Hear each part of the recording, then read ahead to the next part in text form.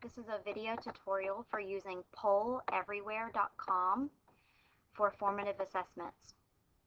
The URL up above shows you that you go to www.polleverywhere.com and you'll go to a page that looks like this at the beginning. Over on the upper right hand corner you see a little icon that says sign up. Whenever you click on that, it'll bring you to a page that looks like this. You'll put in your information, your email, your password, click that you're an educator, and you'll sign up for a Poll Everywhere account.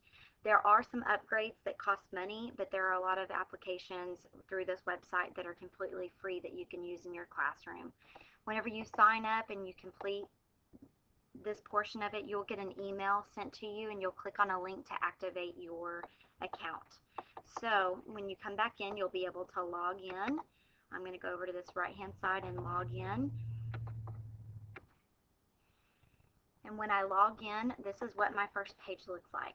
Any of your assessments that you create will come up here. They'll all be listed for you. You can group them, ungroup them, you can do lots of different things. But the main thing that I'm going to show you is how to create a new poll. On the right hand corner, you're going to click on Create a New Poll. There are two different options that are free for you. There's a free text poll and a multiple choice poll. I'm going to first show you how to use the multiple choice poll. So we click on that and you would enter in any type of question into this text box that is going to have some answer choices to it. So I'm just going to use copy and paste what they already have here. What is your favorite color? And I'm going to enter in some answer choices, green, red, and then we'll go ahead and just put blue. It automatically puts 3 options for you, but you can click on add an option here to customize that for however many answer choices you would like. Before I save this poll, if you look over here on the right side, you can click on how many times people can respond. Typically you're going to want that to be just one time, because if you're trying to figure out what the percentage of the class that chose the right answer or was choosing the same wrong answer, you don't want the data skewed by them being able to answer 2 or 3 different times. But depending on what you're wanting to do, you do have that option for as many times as they like. You also have some different options for, reply messages to them, how people can respond, some different things that are over on the right hand side.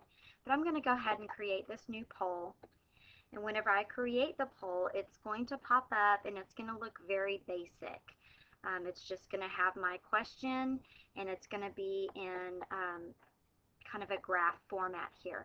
But what you'll notice is whenever I roll over on the right hand side of this, I'm able to see some different options.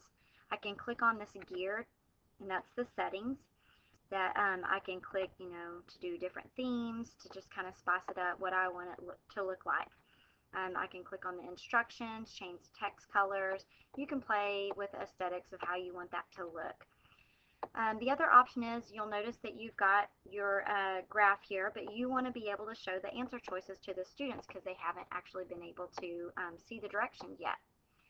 You click on this that shows the show directions, and you have the information that is here.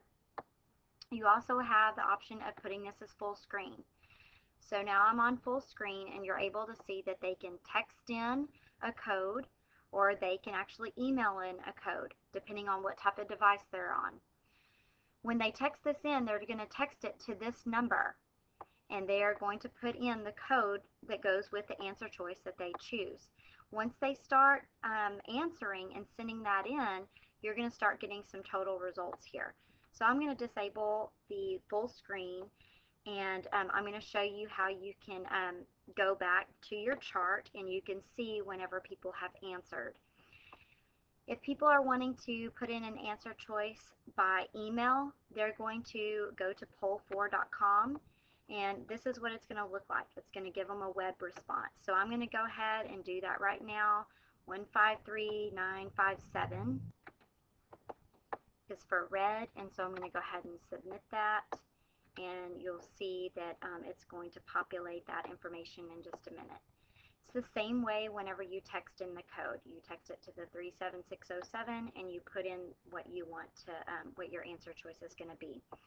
Let's say that you gave this as a pre-assessment and you saw that, oh wow, I have, too many students that are choosing the same wrong answer here.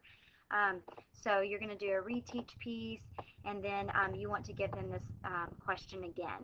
You can go in and clear your results, so that will take all of the answers that have been submitted away, and then you can do the quiz again or the poll again.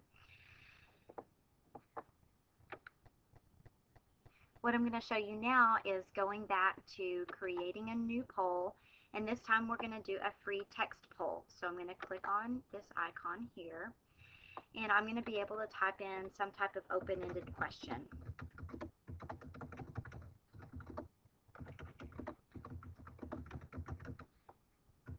What does Newton's third law state? I have my same options over here, but I'm going to go ahead and save the new poll, and you'll see that there's an auto keyword that will come up whenever this generates.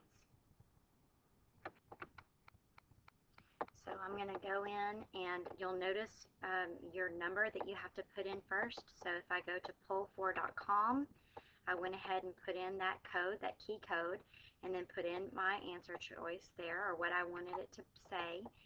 And you'll notice, because it's a live text wall, that it will come up in just a minute. Now I'm getting my cell phone, and I'm going to text in an answer choice as well.